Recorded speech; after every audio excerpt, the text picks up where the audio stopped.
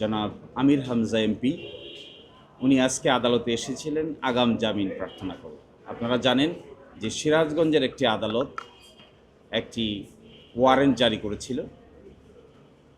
বর্তমান সরকারের একজন মাননীয় মন্ত্রী ওনার ব্যাপারে একটা মন্তব্য করেছেন এবং তার পক্ষে সিরাজগঞ্জ বারের একজন আইনজীবী একটি মামলা করেছেন পেনাল কোডের 3টি সেকশন দিয়ে।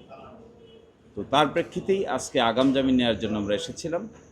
আদালত শুনানি করেছেন, করে আমাদেরকে আগাম জামিন দিয়েছেন 8 সপ্তাহ অথবা till conclusion of the trial, অথবা মামলা শেষ হওয়া পর্যন্ত, এবং একটি রুলও জারি করেছেন। আর এই সময়ের পরে তিনি পরবর্তীতে উপযুক্ত সময়ে সিরাজগঞ্জের আদালতে গিয়ে উনি আত্মসমর্পণ করবেন। তো এই আদেশটি আজকে পেয়েছেন এবং আমরা প্রত্যাশা করব যে এই আদেশটি আমরা আজকে একটি আইনজীবী সার্টিফিকেট দিয়ে দিচ্ছি ওনাকে। উনি আজকেও সংসদে অংশগ্রহণ করবেন, গতকালকেও সংসদে অংশগ্রহণ করেছেন। তো এই আদেশের মাধ্যমে আপাতত ওনার বিরুদ্ধে যে অ্যারেস্ট ওয়ারেন্ট জারি হয়েছিল তার কার্যকারিতা থাকলো না। ফলশ্রুতিতে পরবর্তীতে আদালতের আদেশ কমিউনিকেট হয়ে যাওয়ার পরে সংশ্লিষ্ট আদালত সিরাজগঞ্জে আমরা কবে যাব, কিভাবে যাব, এটা পরবর্তীতে আপনাদেরকে উপযুক্ত সময় রূপায়ণ lake castle, welcome to the land of piece জানানো হবে। মামলার ঘটনা হয়েছে বলেছেন ওনারা শরীয়তপুরে, মামলাটা দায়ের করেছেন সিরাজগঞ্জে। যার ব্যাপারে তিনি মন্তব্য করেছেন বলে অভিযোগ করেছেন তিনি মামলা দায়ের করেন। মামলা দায়ের করেছেন তার ওয়ে সিরাজগঞ্জের আদালতের একজন বিজ্ঞ আইনজীবী, তার নাম মিস্টার হুমায়ুন কবির। তো এটি আসলে মানহানির মামলা এভাবে করা যায় না, নিয়ম নাই। বাংলাদেশের আইনেও এটা প্রচলিত না। ভারতীয় উপমহাদেশের আইনে মানহানির মামলা তাকেই করতে হয় যার মানহানি হয়েছে তার। একজনের মানহানির জন্য আরেকজন মামলা করা যায় না, এটি ভুল, এটা আইনের ভুল প্রয়োগ হয়েছে।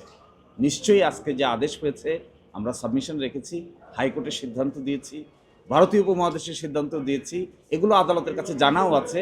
আমার মনে হয় আদেশের ভিতরে এগুলো রিফ্লেক্টেড হবে যে তিনি কিভাবে এই আদেশটা দিচ্ছেন। মন্তব্যটা কি করেছেন? মন্তব্য করেছেন ধর্মবিদ্বেষী বলেছেন।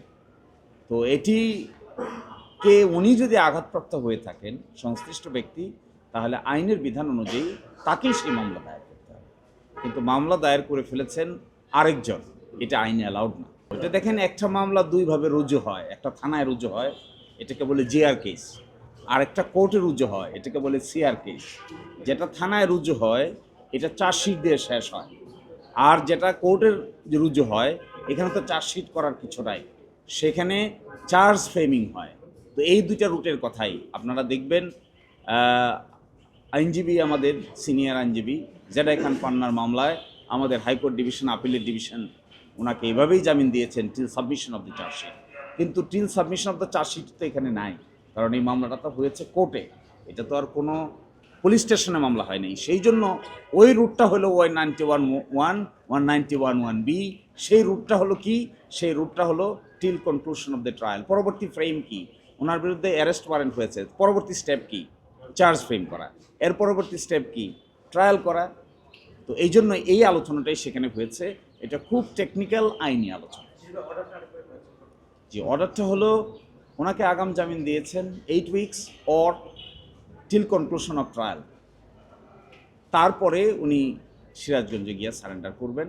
এটা ডিপেন্ডিং অন সার্কামস্টান্সেস। ট্রায়াল কবে শুরু হয়, কখন শুরু হয়, তা তো আনসার্টেন, আমরা তো জানি না।